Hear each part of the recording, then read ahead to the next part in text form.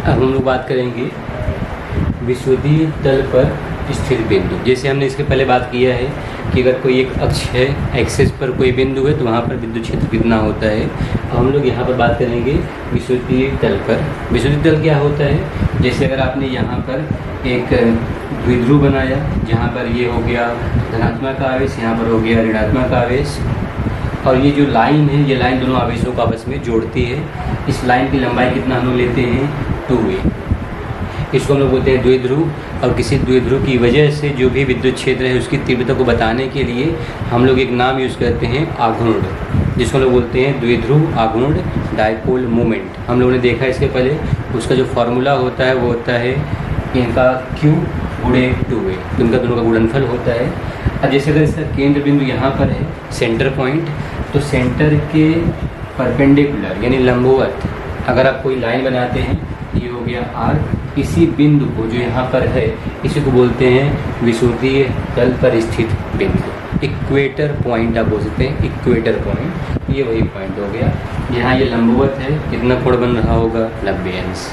तो इस बिंदु पर जो मान लेते हैं बिंदु है पॉइंट P, इस बिंदु पर इन दोनों आवेशों की वजह से जो विद्युत क्षेत्र की तीव्रता होगी वही हमें यहाँ पर पता करना है। तो इसीलिए ये चित्र आपके बुक में दिया हुआ है, तो हम लोग यहीं से समझ लेते हैं। अब देखिए जब आप इस चित्र में देखेंगे यहाँ पर, तो यहाँ पर धनात्मक आवेश, जैसे यहाँ पर देखिए धनात्मक आवेश है। पहली बात तो आपको ये दूरी पता होना चाहिए, क्योंकि जब भी हम विद्युत क्षेत्र का फॉर्मूला लिखते हैं तो वहाँ पर फॉर्मूले में 1/4πε0 Q/r² आता है। r क्या है, वहाँ पर दूरी है। किस चीज़ की दूरी है, आवेश और उस बिंदु की जिस बिंदु पर हमें क्षेत्र की तीव्रता पता करना है। अब देखो बिंदु P और ये जो बिंदु Q है इनके बीच की दूरी हमें पता होना चाहिए। अब आप देख सकते हैं कि एक तरह का त्रिभुज है, समकोण त्रिभुज है।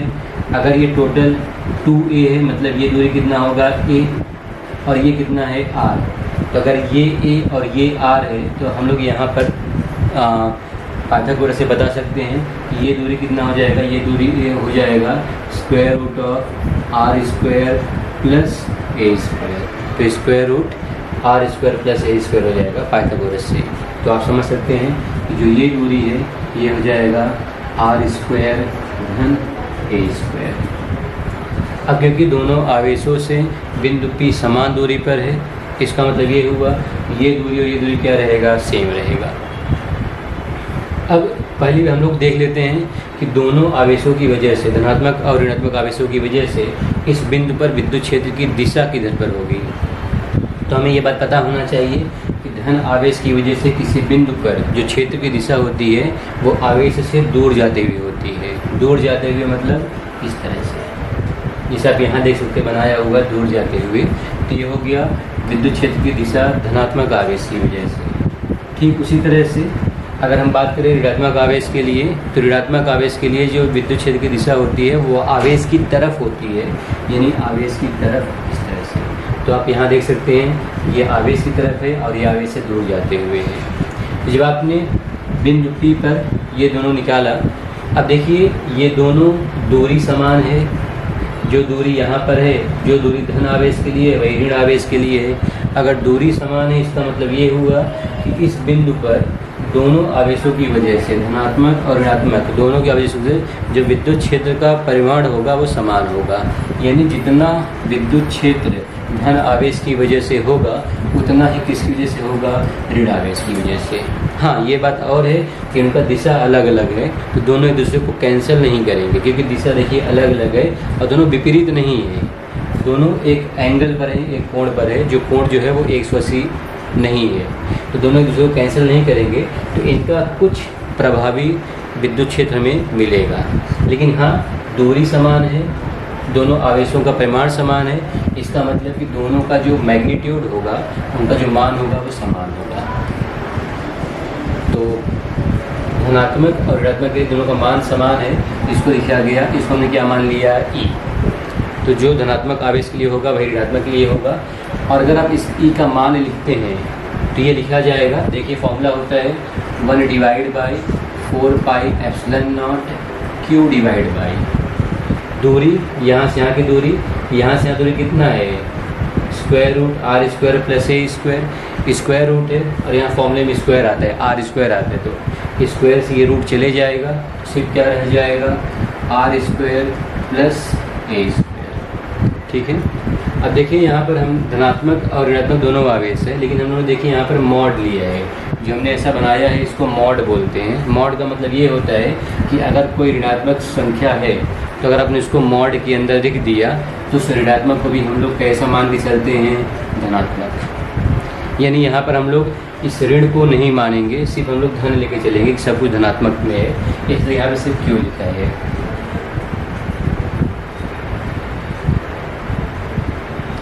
अब देखिए हम लोग सबसे पहले पता करते हैं कि इस बिंदु P पर प्रभावी क्षेत्र किस तरफ होगा।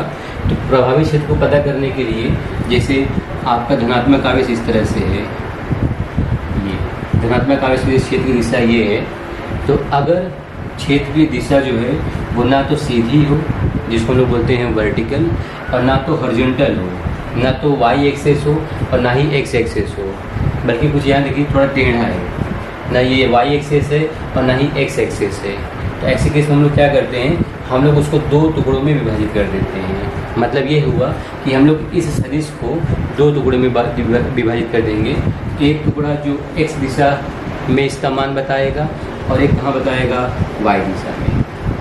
इसको बोलते हैं कि किसी भी सदिश को रिजॉल्व कर देना, ब्रेक कर देना। यानी उस सदिश का हम लोग यहाँ पर दो कंपोनेंट निकाल रहे हैं, एक एक्स कंपोनेंट और एक वाई कंपोनेंट। अब जैसे ये हो गया धनात्मक के लिए, वैसे ऋणात्मक के लिए भी होगा। तो अगर आप ऋणात्मक के लिए देखेंगे, जैसे यहाँ पर हम लोग देख लेते हैं धनात्मक का, तो धनात्मक में एक यहाँ हुआ और दूसरा यहाँ पर हुआ, जैसे यहाँ बनाया हुआ है धनात्मक के लिए। ठीक वैसे ही जब आप ऋणात्मक का देखेंगे तो ऋणात्मक के लिए भी एक, जैसे ये ऋणात्मक है, एक यहाँ पर होगा और दूसरा नीचे होगा। तो एक हो गया ऋणात्मक के लिए, किसके लिए हो गया, धनात्मक के लिए। अब आप यहाँ पर देख के समझ सकते हैं कि जो ये वाई एक्सिस पर है, एक ऊपर है और एक नीचे है। हमें ये बात पता है कि दोनों का मान समान है, इसका मतलब कि ये इसको कैंसिल कर देगा। तो जो वाई एक्सिस पर क्षेत्र की तीव्रता होगी वो कैंसिल हो जाएगी, सिर्फ कहाँ रह जाएगा, एक्स एक्सिस पर। और किस तरफ रहेगा, दाहिनी तरफ। अब देखिए धनात्मक और ऋणात्मक दोनों की वजह से दिशा एक ही तरफ है, तो लिखा जाएगा विद्युत आवेश point P is equal to, जितना मान धनात्मक की वजह से है उतना ही ऋणात्मक की वजह से भी है, दोनों का मान समान है, इसलिए लिखा जाएगा 2E। अब देखिए अगर जैसे यहाँ पर कोण ना थीटा दिया है, मतलब ये कोण भी कितना हो गया, थीटा। अगर ये थीटा है, ये कोण भी कितना हो जाएगा, थीटा। अब अगर जैसे यहाँ पर ये जो कोण बन रहा है, थीटा बन रहा है, ये कोण अगर थीटा बन रहा है, तो थीटा के बगल में जो होता है वो होता है आधार। आधार मतलब कि हम लोग जब साइन और कॉस लिखते हैं तो जो कॉस थीटा होता है, कॉस में आता है आधार बटे कर्ण। इसका मतलब जो ये होगा, ये बताएगा कॉस थीटा, यानी E प्लस कॉस थीटा। और जो ये है ये बताएगा E प्लस साइन थीटा। तो जो वाई एक्सेस है वो साइन थीटा को बता रहा है और जो एक्स एक्सेस है किसको बता रहा है, कॉस थीटा। और जैसा आप यहाँ पे देख सकते हैं साइन थीटा तो कैंसिल हो गया है, सिर्फ क्या रह गया है, कॉस थीटा। यानी धनात्मक और ऋणात्मक दोनों के लिए जो कंपोनेंट बच गया है, रह गया है, वो कॉस थीटा है। इसलिए यहाँ लिखेंगे 2E कॉस थीटा। तो जब भी हम लोग किसी वेक्टर को रिजॉल्व करते हैं, यानी किसी वेक्टर को दो पार्ट में तोड़ते हैं, तो उसमें एक मिलता है एक्स कंपोनेंट, एक मिलता है वाई कंपोनेंट, यानी एक एक्स एक्सेस और एक वाई एक्सेस। तो यानी एक्स एक्सेस पे कितना प्रभाव होगा और वाई एक्सेस पे कितना प्रभाव होगा उस सदिश का, जिसको हम लोगों ने रिजॉल्व किया है। तो यहाँ पर जैसा कोण बन रहा था उस कोण के हिसाब से एक्स एक्सेस पे जो भी प्रभाव होगा वो हम लोग कॉस थीटा में लिखेंगे, और जो वाई एक्सेस पर होगा उसको कहाँ लिखेंगे, साइन थीटा में। यहाँ हम लोगों ने देखा कि जो कॉस थीटा का है, जो एक्स एक्सिस पर प्रभावी क्षेत्र है वो बच रहा है, वाई एक्सिस पर कैंसिल हो रहा है। तो क्योंकि धनात्मक और ऋणात्मक दोनों का यहाँ पर बचा हुआ है, इसलिए 2E कॉस थीटा। अब इसको लिख लेते हैं, ये लिखा जाएगा 2E का मान देखो यहाँ से लिखेंगे तो जाएगा 1 divide by 4 pi epsilon not Q by R square plus A square और कॉस थीटा। अब हम लोग को पता है कि कॉस क्या होता है, कॉस होता है आधार बटे कर्ण। अब यहाँ देखिए आधार मतलब ये हो गया, ये आधार हो गया और ये कितना है, ए है, तो लिखा जाएगा ए बटे कर्ण मतलब ये हो गया और इसका मान अपना यही होता है। तो इसको हम लोग लिखेंगे वो स्क्वायर रूट के अंदर है, यानी वो हो जाएगा R square plus A square.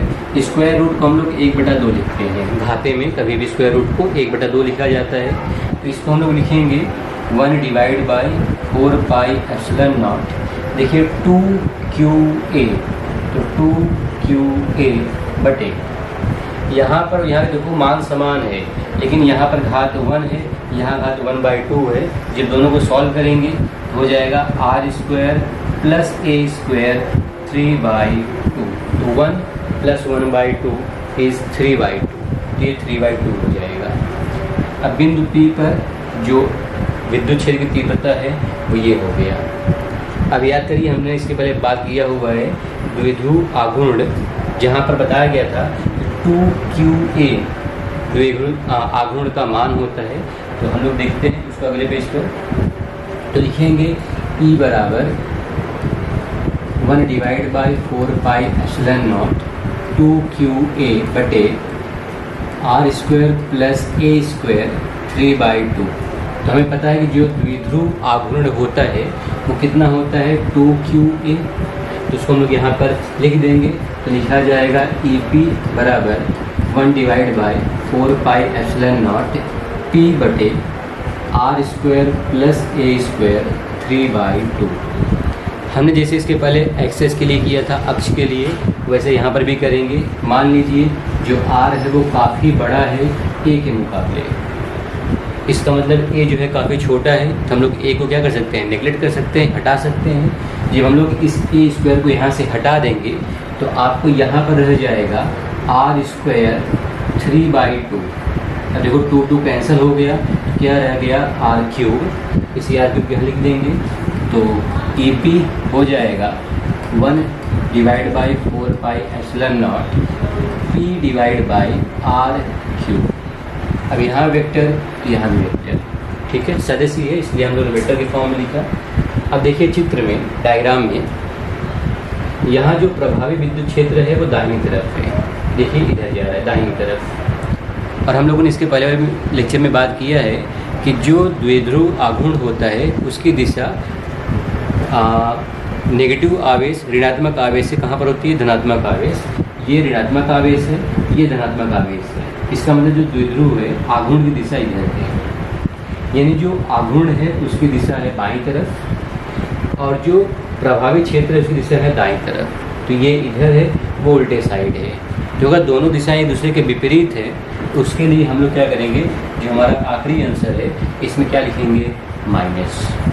तो जो यहाँ पर माइनस आया हुआ है वो ये बता रहा है कि विद्युत क्षेत्र बिंदु P पर जो है उसकी दिशा और आघूर्ण की दिशा कैसी है, विपरीत है।